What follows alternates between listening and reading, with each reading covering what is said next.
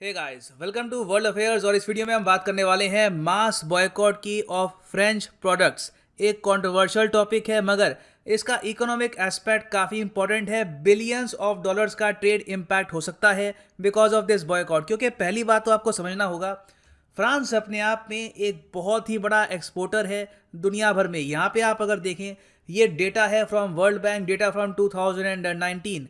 यहाँ पर आप देखोगे उन कंट्रीज की लिस्ट है जो दुनिया में सबसे बड़े एक्सपोर्टर है। चाइना ऑफ कोर्स यहाँ पे है रैंक 1 पे, रैंक 2 पे है यूएसए, जर्मनी है रैंक 3 पे, जापान 4 पे, यूके की है यहाँ पे 5th रैंक और फ्रांस यहाँ पे है 6th रैंक पे। बाय द वे, इंडिया की यहाँ पर रैंक है 12th according to world bank. अच्छा, आपसे एक क्वेश्चन भी यहाँ पे पूछना चाहूंगा मैं, सिंस हम यहाँ पे बात कर रहे हैं एक्सपोर्टर्स की, आपकी नॉलेज के हिसाब से दुनिया का सबसे बड़ा इंपोर्टर कौन है? आप नीचे कमेंट सेक्शन में इसका आंसर लिखिएगा। सही आंसर मैं आपको प्रोवाइड करूंगा वीडियो के अंत में। और बाय द वे, यहाँ पे हम डेटा यूज करेंगे इंटरनेशनल ट्रेड सेंटर का, जो पब्लिश करता है इंपोर्टर्स का पूरा डेटा एनुअली। सो फ्रांस अपने आप में एक बहुत ही बड़ा एक्सपोर्टर है। और जब हम सोचते हैं फ्रेंच प्रोडक्ट्स के बारे में तो माइंड में आता है परहैप्स वाइन या फिर फ्रेंच परफ्यूम, फ्रेंच चीज। मगर फ्रांस की जो प्राइमरी एक्सपोर्ट्स हैं इसमें आती है machinery, equipment, aircraft, plastics, chemicals, pharmaceutical products, iron, steel. और इन सब एक्सपोर्ट्स में से काफी बड़ा जंग जाता है टू मुस्लिम मेजॉरिटी कंट्रीज। तो डिस्कस करेंगे इस वीडियो में कि टर्की की जो रिसेंट कॉल है for an official boycott of French goods, इसका इम्पैक्ट क्या होगा on global economy, French economy. बहुत कुछ आपको जानने को मिलेगा। So a lot to know, a lot to discuss as always. But before we begin, Unacademy आपके लिए लेके आया है यूपीएससी प्रेपरेशन कोर्सेज। आपको ये ऑफलाइन क्लास ज्वाइन करेंगे, आपको 1.5 लाख 2 लाख पे करने होंगे। वेराज आप घर बैठे यूपीएससी की प्रेपरेशन कर सकते हैं थ्रू अनअकैडमी लर्निंग ऐप। और यहाँ पे आपको 2 टाइप के कोर्सेज मिलेंगे, प्लस कोर्सेज, आइकॉनिक कोर्सेज। और दोनों ही कोर्सेज में आप अगर ये कोड यूज करते हैं PD10 तो आपको मिलेगा 10% discount. So download the Unacademy app today. Now यहाँ पे आपका क्वेश्चन हो सकता है कि टर्किश प्रेसिडेंट एर्दोगान ये ओपनली क्यों कहेंगे कि फ्रेंच प्रोडक्ट्स को यहाँ पे आप बॉयकॉट करिए, क्योंकि मोस्ट प्रॉब्ली WTO यहाँ पर इन्वॉल्व होगा। वेल, यहाँ पे आपको समझना होगा जो इशू है आज के समय काफ़ी हद तक कंट्रोवर्शियल हो चुका है। और इसकी शुरुआत हुई थी अक्टूबर 16 को। 16 अक्टूबर को फ्रांस में एक टीचर की हत्या कर दी गई। टीचर का नाम था सैमुअल पैटी। इन्होंने अपनी क्लास में वो कंट्रोवर्शियल कार्टून दिखाए प्रॉफेट मोहम्मद के, जो शार्ली हेब्डो मैगजीन ने पब्लिश किए थे 2015 में। और इसके रिएक्शन में एक चेचन एक्सट्रीमिस्ट ने सैमुअल पैटी की हत्या कर दी। बहुत ही वायलेंट तरीके से उनका सर काट दिया गया। और मैं आपको वैसे ये बता दूं यहाँ पर कि चेचन, यहाँ पे जो लिखा है ना, चेचन्या एक जगह है रशिया में, वहाँ के ये लोग हैं चेचन। यहाँ पे मैं आपको अगर दिखाऊं मैप, तो यहाँ पे आप देखेंगे ये हमारा प्यारा भारत, यहाँ पे है यूरोप, यहाँ पे ऑफ कोर्स है फ्रांस, और यहाँ पे रशिया का पार्ट है यहाँ पर चेचन्या। ये जो पूरा एरिया है ये काफ़ी हद तक मुस्लिम मेजॉरिटी एरिया है। तो यहाँ से एक युवक फ्रांस गया था और उसने सैमुअल पैटी की वॉलेंट तरीके से हत्या करी। नाउ ऑब्वियसली ये एक बहुत ही ज़्यादा कॉन्ट्रोवर्शियल इंसिडेंट था। कई कंट्रीज ने इसको कंडेम किया।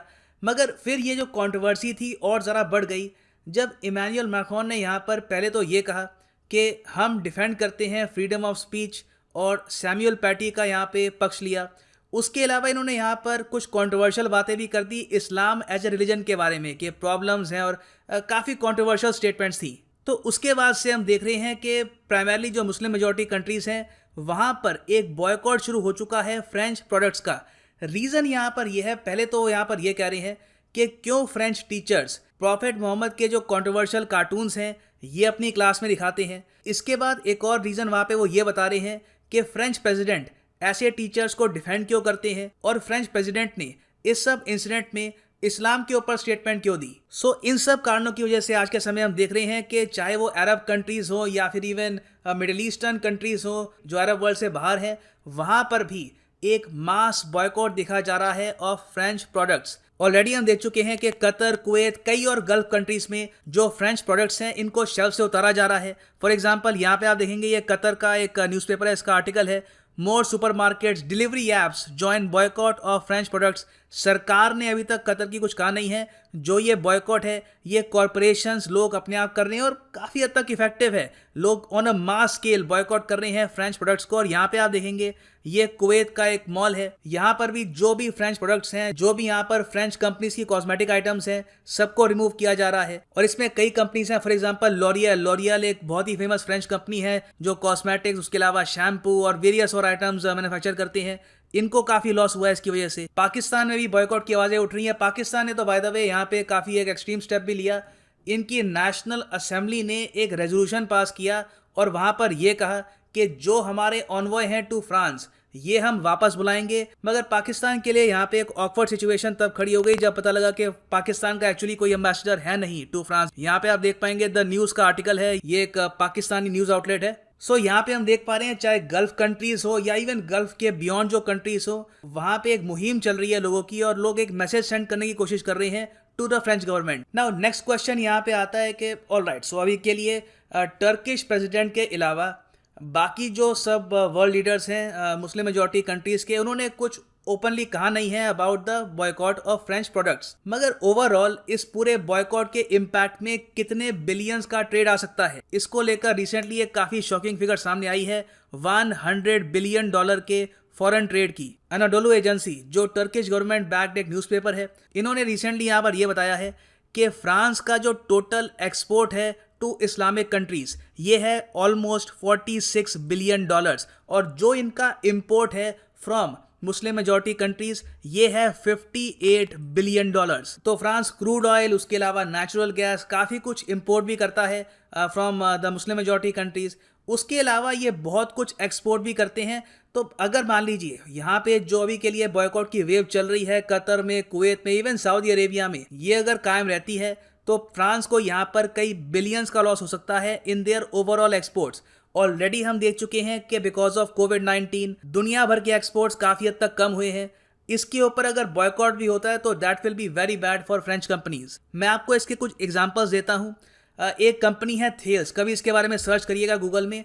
ये फ्रांस की एक बहुत ही बड़ी कॉर्पोरेशन है। ये weapons, aeronautics technology, public transportation system ये सब सेल करती हैं to Muslim majority countries, a number of Muslim majority countries, for example Saudi Arabia, United Arab Emirates, Turkey, Qatar. यहाँ पे इनके बिलियंस ऑफ डॉलर्स के कॉन्ट्रैक्ट्स हैं। और सिंस यहाँ पे अब ओपनली बॉयकॉट की बात चल रही है तो थेल्स का बिजनेस भी यहाँ पे काफ़ी हद तक खतरे में है। फिर आप अगर इसको एक लार्जर एस्पेक्ट से देखेंगे तो फ्रांस की एक बहुत ही फेमस कंपनी है डसॉ, जिसके बारे में हर इंडियन को पता है आज के समय बिकॉज ऑफ रफाइल। तो डसॉ ने रिसेंटली मल्टी बिलियन डॉलर्स की डील करी है विद कतर और Egypt for the Rafale fighter aircraft. तो ये सब डील्स, ये सब यहाँ पर कंपनीज इस बॉयकॉट का इम्पैक्ट फेस कर सकती है अगर situation in the future control में नहीं आती। अब नेक्स्ट क्वेश्चन यहाँ पर यह आता है कि जो ये मास बॉयकॉट चल रहा है ऑफ फ्रेंच प्रोडक्ट्स, इसको लेकर फ्रांस ने कुछ स्टेटमेंट दी है। जी हाँ, इनकी तरफ से ये स्टेटमेंट आई है। अब हालांकि स्टेटमेंट काफ़ी क्रूड है मगर ये एक तरीके से अपील कर रहे हैं अरब कंट्रीज को कि हमारे प्रोडक्ट्स को बॉयकॉट मत करिए। ये स्टेटमेंट है फ्रांस की फॉरेन मिनिस्ट्री की।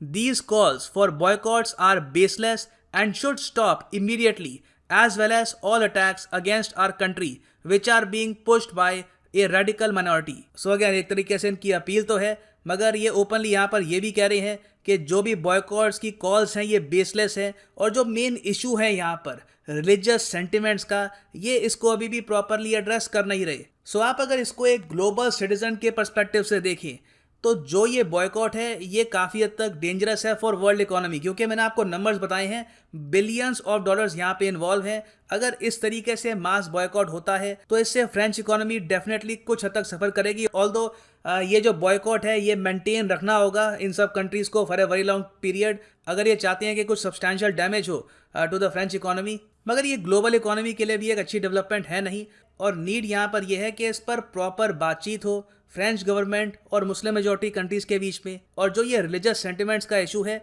इसको रिजॉल्व किया जाए। नाउ चलिए वापस आते हैं अपने क्वेश्चन पे जो मैंने आपसे पूछा था in the beginning of the video. वो कौन सा देश है जो दुनिया का सबसे बड़ा इम्पोर्टर है आज के समय? तो इसका आंसर है यूएसए। और ये डेटा प्रोवाइड किया है यूएसए आज के समय वर्ल्ड का लार्जेस्ट इंपोर्टर है। ये लिस्ट तैयार करी है इंटरनेशनल ट्रेड सेंटर ने, जिसके हेडक्वार्टर्स आपको मिलेंगे इन स्विट्जरलैंड। और फाइनली मैं ऐड करना चाहूँगा यहाँ पे, आप अगर मुझसे जुड़ना चाहते हैं टेलीग्राम पे तो मेरा टेलीग्राम चैनल है, यहाँ पे ऑलमोस्ट 1,80,000 लोग ज्वाइन कर चुके हैं। आपको बस सर्च करना है यहाँ पर @धवन सर। मेरी सारी वीडियोस की नोटिफिकेशन सबसे पहले आपको यहाँ पर मिलेंगी। और बाय द वे आपको अगर पीडीएफ चाहिए तो नीचे कमेंट सेक्शन में पीडीएफ का आपको लिंक मिल जाएगा, it will be pinned there. So अभी के लिए ये है एंड इस वीडियो का। Thanks for listening and as always God bless you all.